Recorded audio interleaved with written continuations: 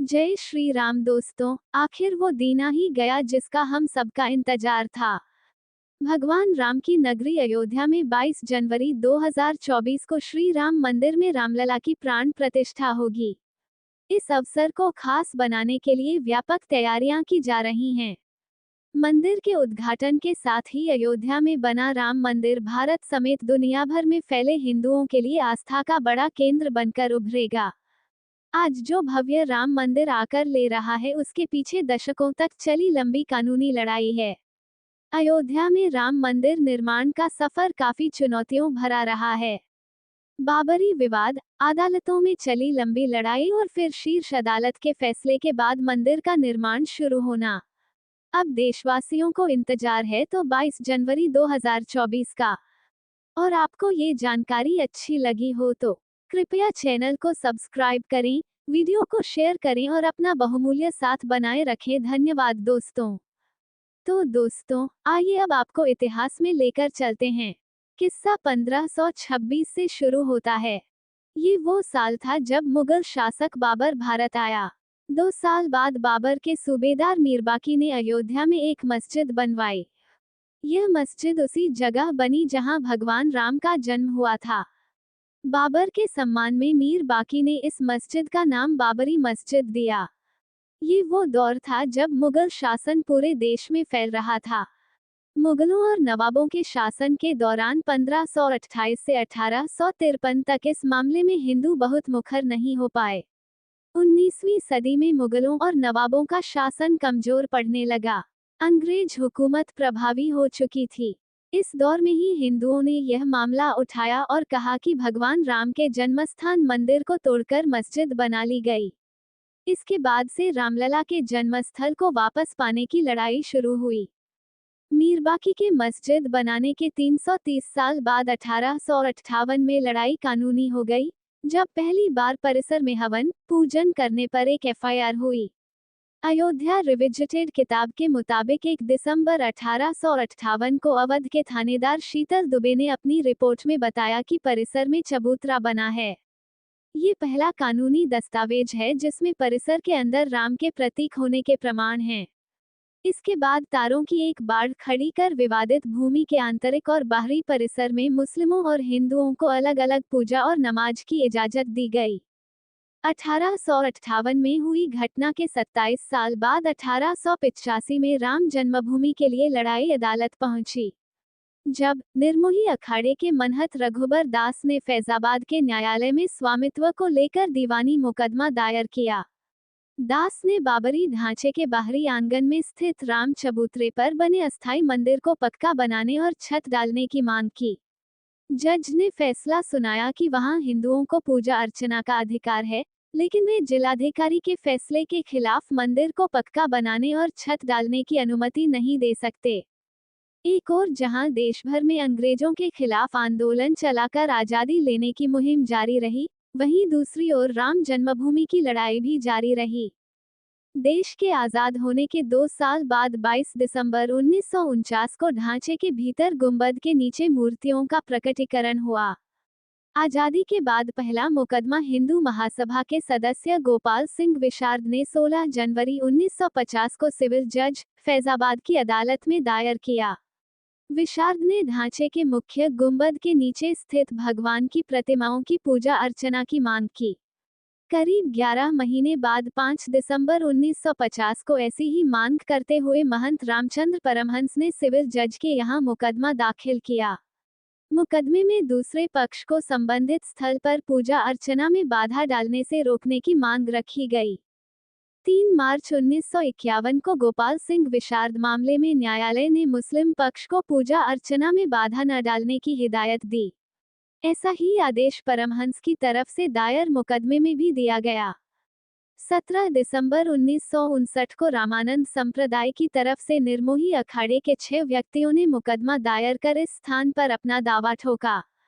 साथ ही मांग रखी कि रिसीवर प्रियदत्त राम को हटाकर उन्हें पूजा अर्चना की अनुमति दी जाए।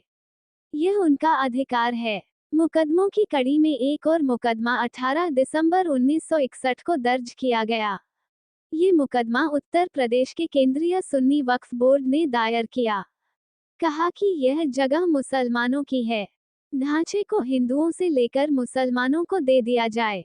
ढांचे के अंदर से मूर्तियां हटा दी जाएं। ये मामले न्यायालय में चलते रहे।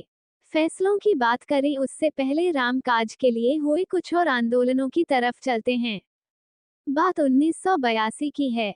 ये वो साल था जब विश्व हिंदू परिषद ने राम, कृष्ण और शिव के स्थलों पर मस्जिदों के निर्माण को साजिश करार दिया और इनकी मुक्ति के लिए अभियान चलाने का ऐलान किया। 2 साल बाद 8 अप्रैल 1984 को दिल्ली में संत महात्माओं, हिंदू नेताओं ने अयोध्या के श्री राम जन्मभूमि स्थल की मुक्ति और ताला खुलवाने को आंदोलन का फैसला किया। जनवरी 1989 में प्रयाग में कुंभ मेले के दौरान मंदिर निर्माण के लिए गांव-गांव शिला पूजन कराने का फैसला हुआ। साथ ही 9 नवंबर 1989 को श्री राम जन्मभूमि स्थल पर मंदिर के शिलान्यास की घोषणा की गई। काफी विवाद और खींचतान के बाद तत्कालीन प्रधानमंत्री राजीव गांधी ने शिलान्यास की इजाजत दे दी। बिहार निवासी कामेश्वर चौपाल से शिलान्यास कराया गया। आंदोलन तेज हो रहा था। इस बीच लाल कृष्ण आडवाणी रथ यात्रा लेकर निकले। इस यात्रा ने राम जन्मभूमि आंदोलन को और धार दे दी। देश की राजनीति तेजी से बदल रही थी। आडवाणी गिरफ्तार हुए। गिरफ्तारी के साथ केंद्र में सत्ता परिवर्तन भी हुए। भाजपा के समर्थन से बनी जनता दल की सरकार गिर गई। कांग्रेस के समर्थन से चंद्रशेखर प्रधानमंत्री बने। ये सरकार भी ज्यादा नहीं चली। नए सिरे से चुनाव हुए और एक बार फिर केंद्र में कांग्रेस सत्ता में आई। इन सब के बीच आई वो ऐतिहासिक तारीख जिसका जिक्र किए बिना ये किस्सा पूरा नहीं हो सकता है। तारीख थी 6 दिसंबर 1992। इस दिन अयोध्या पहुंचे हजारों कारसेवकों ने विवादित ढांचा गिरा दिया। इसकी जगह इसी दिन शाम को अस्थायी मंदिर बनाकर पूजा अर्चना शुरू कर दी।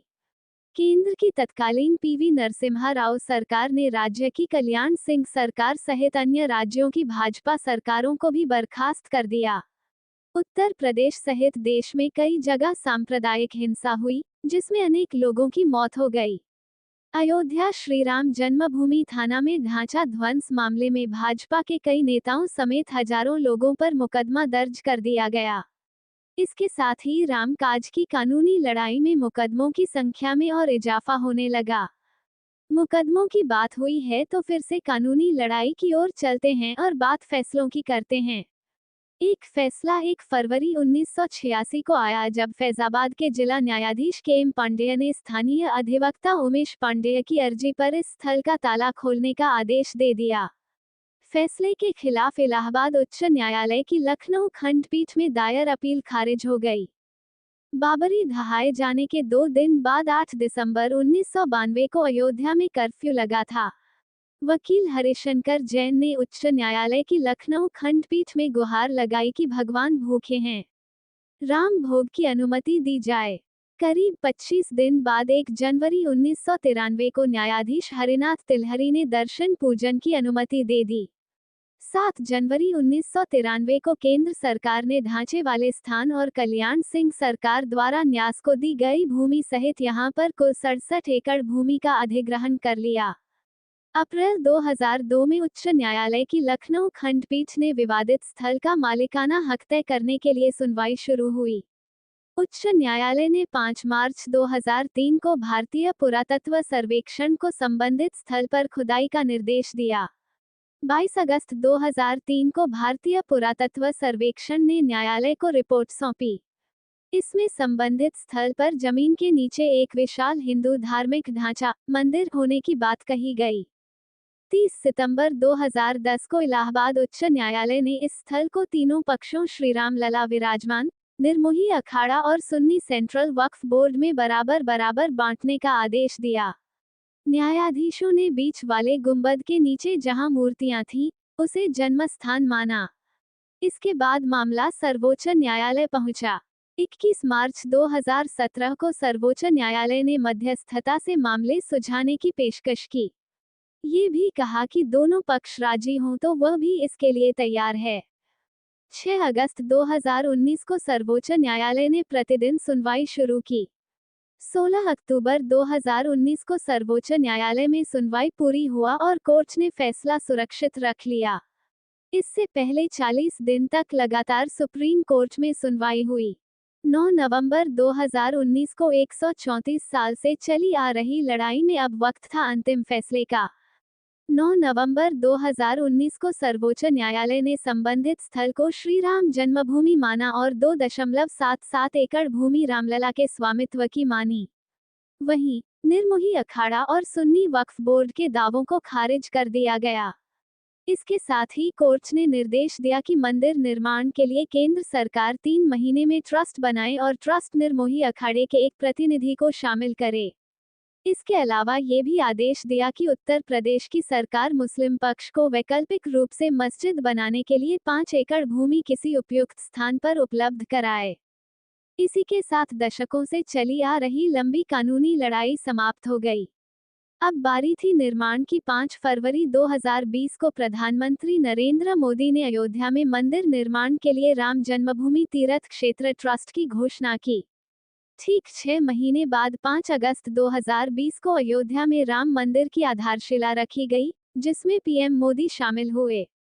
अब 22 जनवरी 2024 को मंदिर में भगवान राम की प्राण प्रतिष्ठा होगी, जिसके बाद मंदिर लोगों के लिए खुल जाएगा।